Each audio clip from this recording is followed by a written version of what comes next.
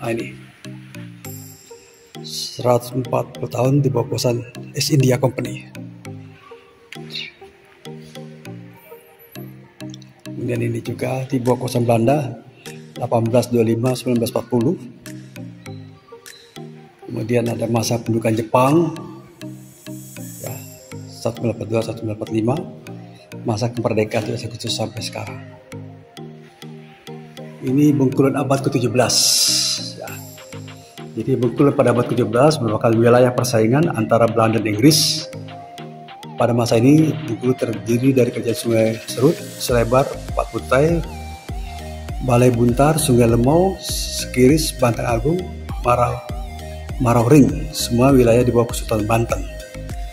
Pada saat itu Selebar merupakan pelabuhan transportasi lada dari Bengkulu menuju Banten. Belanda sudah mendirikan kantor dagangnya di daerah ini tahun 1670. Karena ada peraturan baru dari Sultan Banten, Belanda meninggalkan Bengkulu. Ini perjanjian Selebar. Ya, perjanjian Selebar. Dan kemudian Inggris di Bengkulu 1685-1825. Ya. Nah, kerajaan Inggris dan pimpinan East India Company di London menyusun struktur pemerintah sebagai wakil kerajaan dan struktur pimpinan kantor dagang di Bengkulu. Semua aktivitas wakil kerajaan dan kantor dagang di Port York, kemudian pindah ke Port Marlborough. King James II and Queen Anna. Okay, others you can see.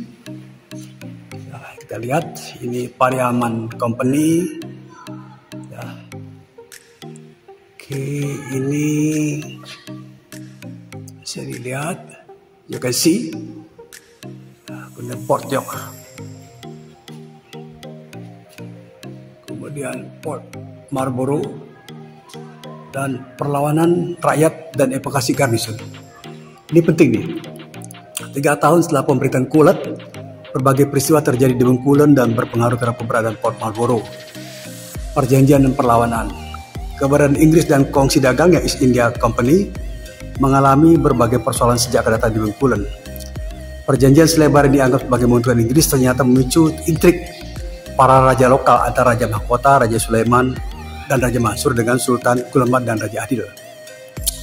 Akibat terjadi ketegangan hubungan antara Inggris dan para raja lokal, khususnya Pangeran Inggalo atau Jenggalu alias Pangeran Natadiraja dari Selebar mengalami kontrak dan perjanjian dagang.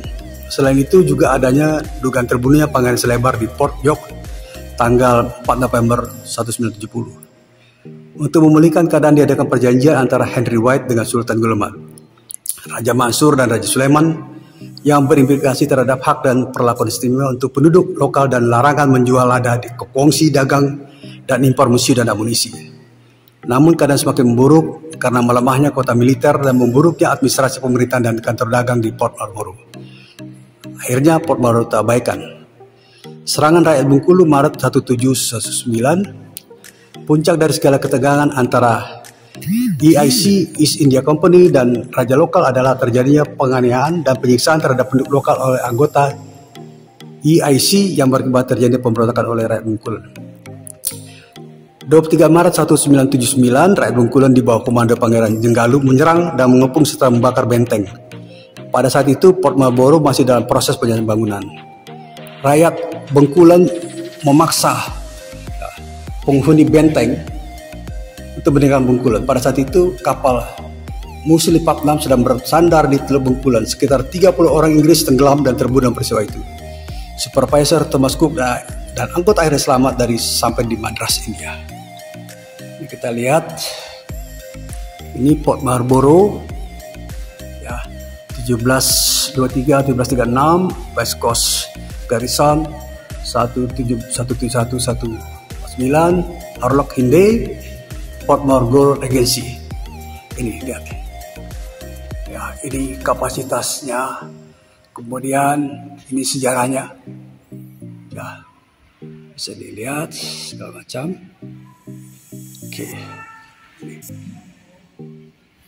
Kemudian pendudukan Perancis, ya pendudukan Perancis terjadi juga, ya Port Marlborough Perancis, penguasaan Perancis terhadap properti Inggris.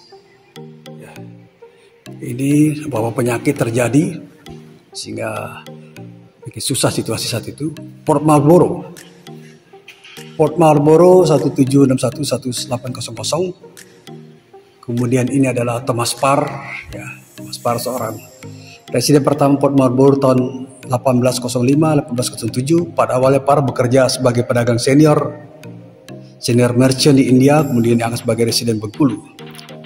Penugasan Parr sebagai residen Bengkulu bertujuan untuk memperbaiki keadaan kantor dagang. Kemudian tragedi Mount Felix, perubahan dilakukan Parr mengakibat kekecewaan kebencian terhadap Parr. Pada 23 Desember 1907 di rumah kediaman tersebut Mount Felix dianggap bukti ketidaksewenangan beberapa pihak atas kebijakan Parr. Sekelompok orang melakukan penyerangan dan pembunuhan. Akibat peristiwa ini Parr terbunuh, istri Parr terluka, dan Charles Murray, sekretaris Parr, meninggal 7 Januari 1808. Akibat luka penyerangan, kelompok yang menyerang Parr masih dalam perdebatan saat ini. Parr dimakamkan di kompleks Port Marlborough untuk menghargai jasa kerajaan Inggris membangun suatu patungan The Parr Monument. Ini Stamford, Sir Thomas Stamford Raffles, ya. Jadi Richard Parr menggantikan Thomas Parr sebagai residen Port Marlborough. George Johnson menjadi acting resident.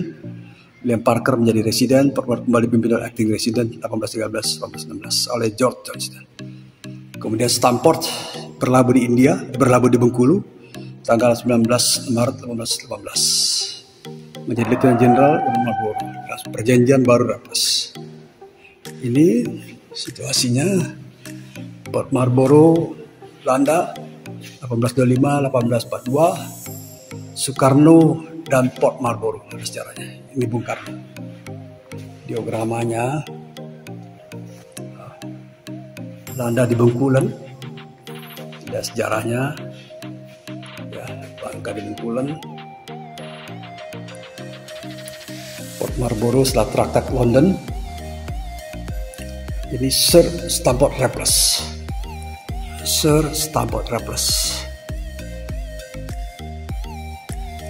Ada perjanjian Inggris dan Belanda. Ya, ini sejak menjabat sebagai Lieutenant General di Bengkulu, Raffles terus berupaya untuk mencari koloni baru sebagai wilayah usaha. Jadi Inggris menyerang negara. Pada saat Inggris telah menguasai beberapa pulau di luar wilayah India, Selat Malaka dan Pulau Penang. Salah satu pulau yang dengan Raffles adalah Pulau Temasik, saat itu Singapura. Setelah melalui perjanjian penguasa lokal dan perjanjian Qatar dan London, akhirnya Pulau Temasik dikuasai Inggris. Ini perjanjiannya. Ya, Belanda menyerahkan ke Inggris. Traktat London.